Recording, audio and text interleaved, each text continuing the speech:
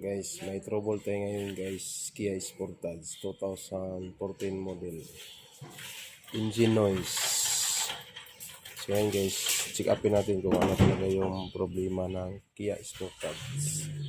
Yung concern ni customer. Paki-start daw kung ano talaga yung ingay ng makina.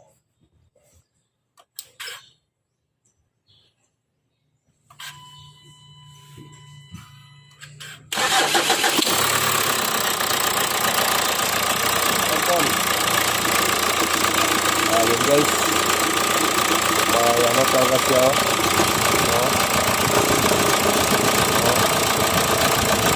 ayun yung talaga guys.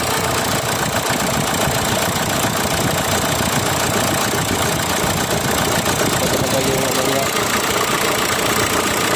yung problema nito guys, yung ano niya,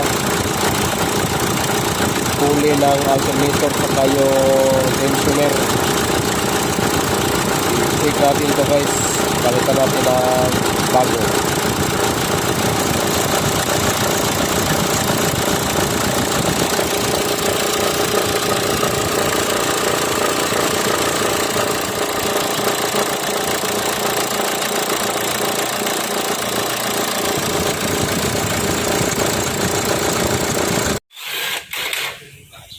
Pasin natin ito guys.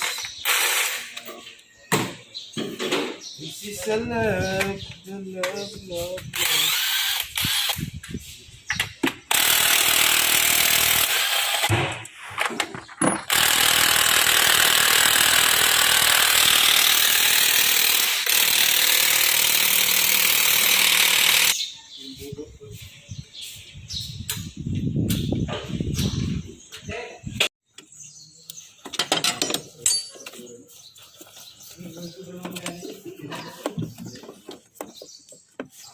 This is the love you have. This is the love. Ito yung tatanggalin natin guys. Yung alternator pulley. Gamitan natin ito ng special tools.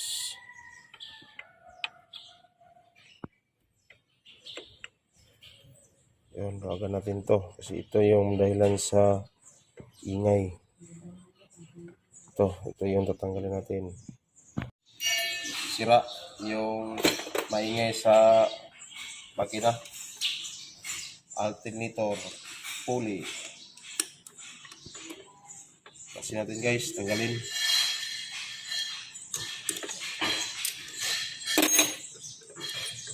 Ito yung special tools niya. Yan lang alin. Tanggal. Ayun, palitan natin itong bago. Ito, sira na. Kapalit natin na pulley ng alternator.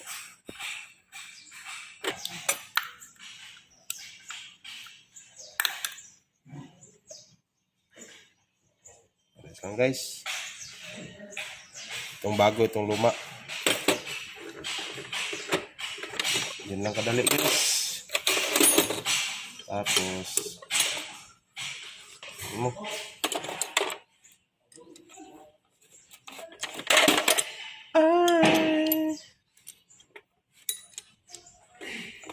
Nantay.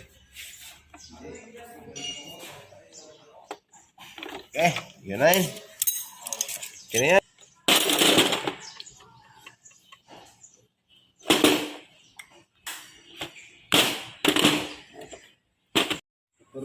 Open. Ano ito ba yung nito?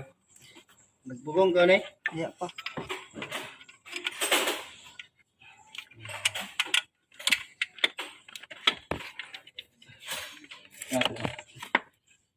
Debe, butang na pwede.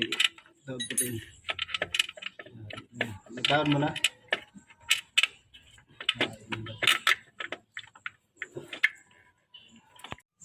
Apa? Okay, fix na guys. Tapos na yun. Pinitan yung ano guys, alternator pulley. Ano, bago na.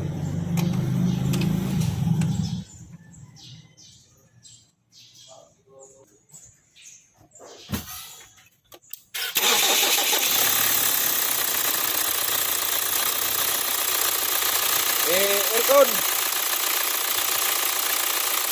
Aircon.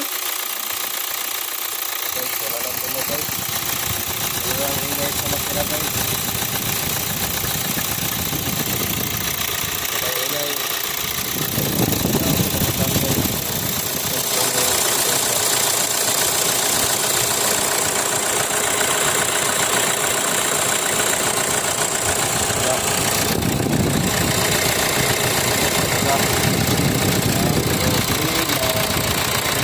Ngayon guys, itry natin to pa-start yung pinalitan ko ng uli ng alternator kaya Sportage 2014. Kasi na ano ko na yung bago. Ngayon, i-start ko kung mayroon pa ba siyang ingay sa makina niya. So ngayon guys, ipa-start ko to guys ha.